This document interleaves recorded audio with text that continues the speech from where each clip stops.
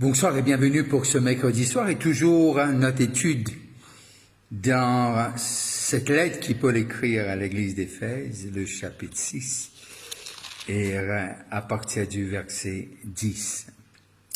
Au reste, fortifiez-vous dans le Seigneur et par sa force toute puissante. Revêtez-vous de toutes les armes de Dieu afin de pouvoir tenir ferme contre les ruses du diable. Car nous n'avons pas à lutter contre la chair et le sang, mais contre les dominations, contre les autorités, contre les princes de ce monde de ténèbres, contre les esprits méchants dans le lieu céleste.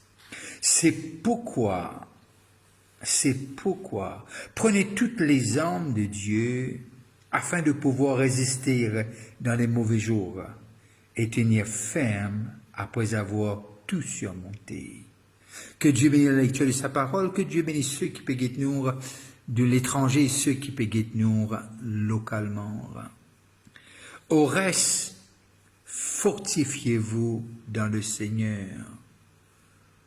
Au fait, l'anglais veut dire finally. Strengthen yourself in the Lord, finally. Et ce texte est intéressant car il dit au reste, fortifiez-vous, finalement, fortifiez-vous dans le Seigneur et par sa force toute puissante.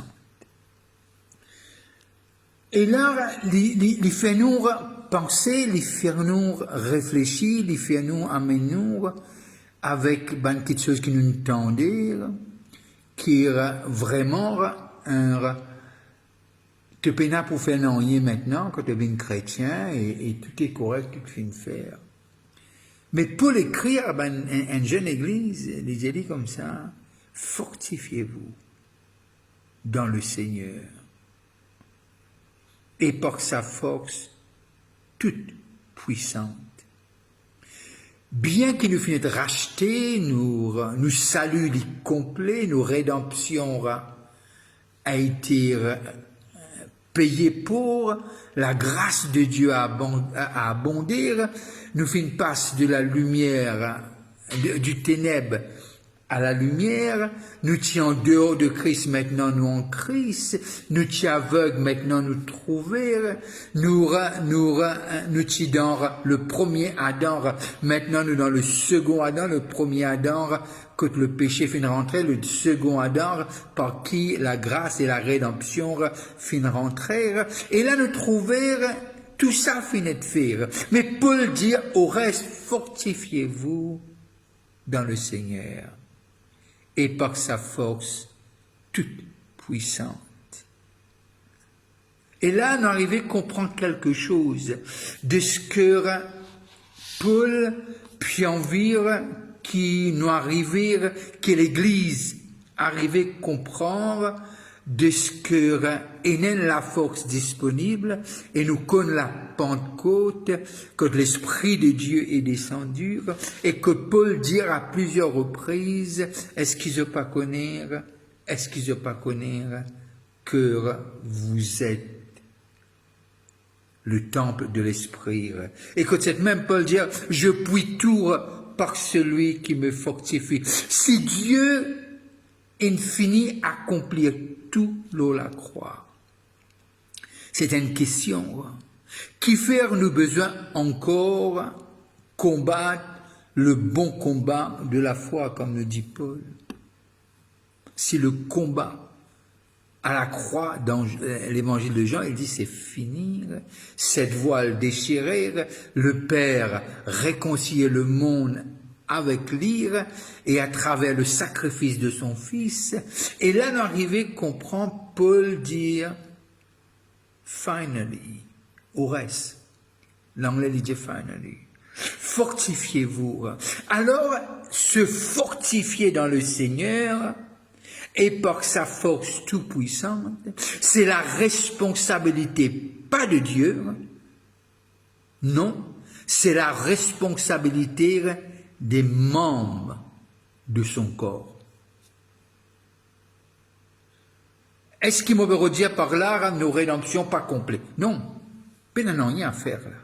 Nos rédemptions les complètes en Jésus-Christ par le sacrifice de Christ. Amen. Mais là, Paul dit, fortifiez-vous. Alors, nos besoins, c'est nos responsabilités et en même temps, c'est les besoins viennent prioritaires. Fortifiez-vous dans le Seigneur et par sa force toute puissante. Le peuple de Dieu, quand vous étiez captif, 400 et quelques années, vous êtes sortis après les prodiges que Dieu fait à travers Moïse, il dit, ben là, allez. Est-ce qu'ils quittent cette prison d'Égypte? Est-ce qu'ils se tirent, le moment où je me sortir, est-ce qu'ils étaient encore esclaves? Non, non, je n'ai plus esclave. Le moment où je passe la mer Rouge et je t'allais. Je t'ai libéré. Bien sûr que la mer Rouge les représente un baptême, etc. Ok, laissons ça pour aujourd'hui. Et je t'allais. Est-ce qu'ils étaient libres? Oui, complètement libres. Libres de cette emprise de Pharaon, libre. Mais seulement quand nous lire Exode, nous arrivons à comprendre qu'il ce besoin rentre d'un pays promis par Dieu. Mais seulement un besoin possède ce pays-là parce que Dieu a déclaré à travers Moïse, et nous l'y à travers Jacob, etc., de ce que je pour besoin possède. Mais alors, je n'ai besoin de faire la guerre. Mais Dieu t'a envie toujours qu'il, dans ce combat, lié au milieu, les présent à tous les niveaux. Quelle stratégie, quelle arme, comment le faire? Et surtout dans l'obéissance. L'obéissance, c'était un atout pour permettre Dieu vraiment aide chacun de son peuple pour posséder ce que possède les promesses de Dieu, les promesses de Dieu. Comment Paul dit, toutes les promesses sont oui et amen. Alors, ce combat-là, très souvent de fois, nous pensons, nous pas besoin de combattre, tout fini faire. Et il continue dans le verset 11, revêtez-vous de toutes les armes de Dieu.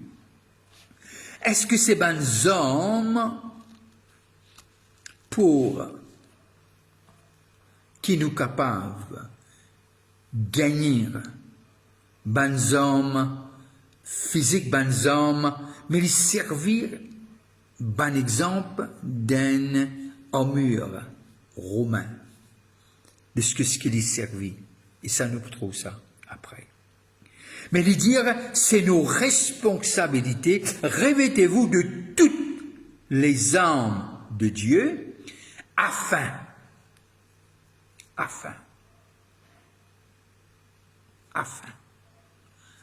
quoi? Afin de pouvoir. Afin de pouvoir, premièrement, tenir ferme contre ce man ruse. Contre ce man ruse. Qui veut dire, à la croix, lorsque le prix a été payé pour la rédemption de l'humain, de la race humaine, il y a quelque chose. L'achat, le prix est payé. Mais nous toujours encore être influencés dans nos pensées par les choses, cette poison qu'on appelle le péché. Nous devons toujours faire face à ce man ruse dans nos pensées. C'est là que nous sommes attaqués. Encore et encore. Lorsque arrive Matthieu le chapitre 4, nous arrivons à comprendre quelque chose. Jésus est tenté après un jeûne de 40 jours. Hein? Et Jésus prend l'épée. Il prend la parole. Il est écrit. Qui veut dire, il a besoin de connaître ce l'épée-là, ça l'épée-là. Qui était ça? Quel exemple? Quel exemple?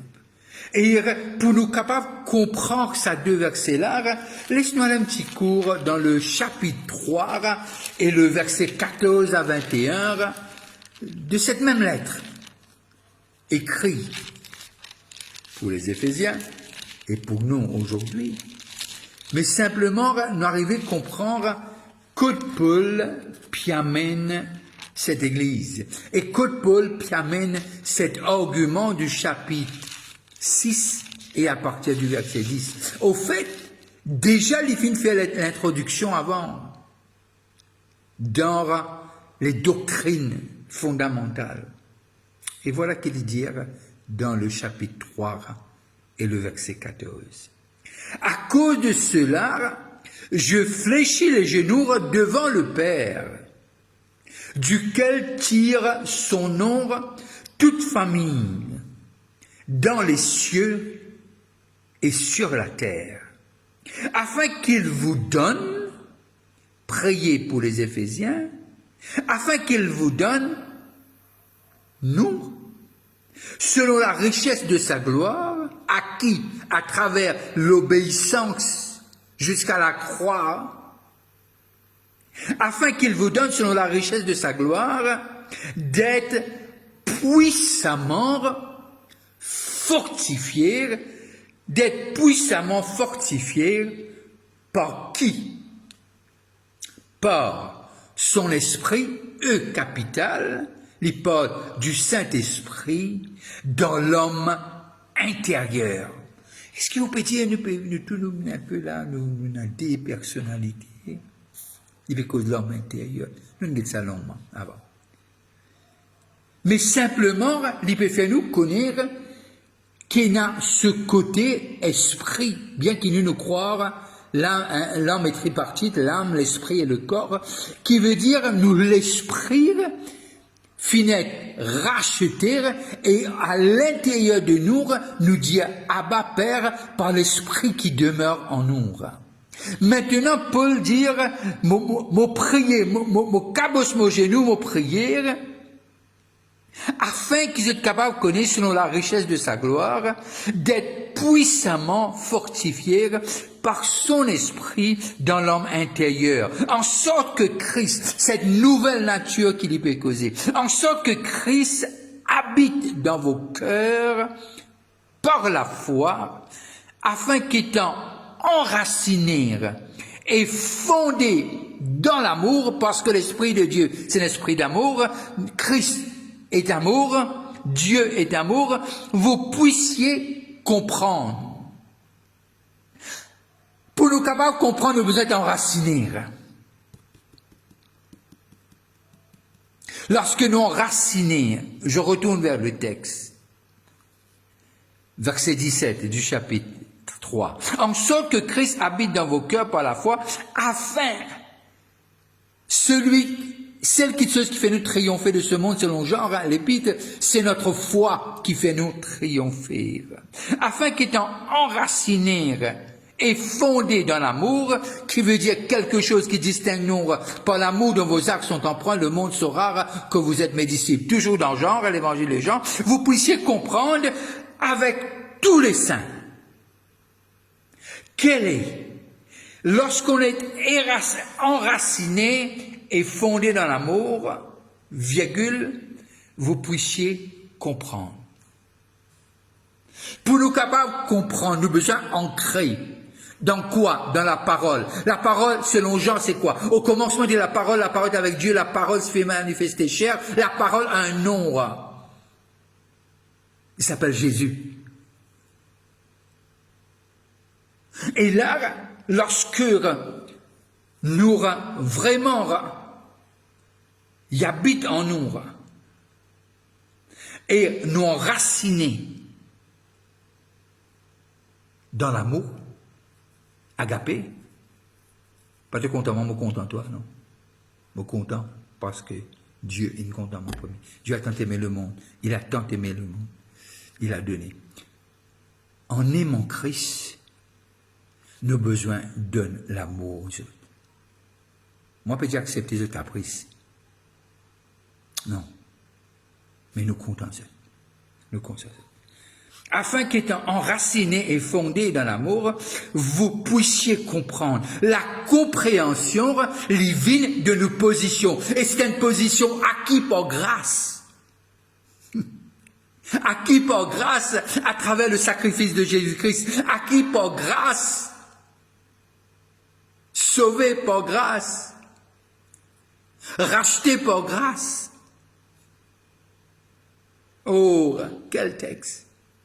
Vous puissiez comprendre la révélation divine quand nous sommes enracinés et ancrés dans sa parole en Christ. Et qui nous peut comprendre? Vous puissiez comprendre avec tous les saints, pas une seule partie, tout le monde, à l'église, le corps de Christ, afin quelle est la largeur? Quelle est la longueur? La profondeur? La pôle? Il amène-nous dans des dimensions impossibles à l'homme de comprendre. Est-ce que vous pouvez dire, Vishnu, qu'il dit ça pour apporter la confusion? Non, non, non, loin de là. Il montre-nous que Dieu est infiniment grand. Infiniment grand.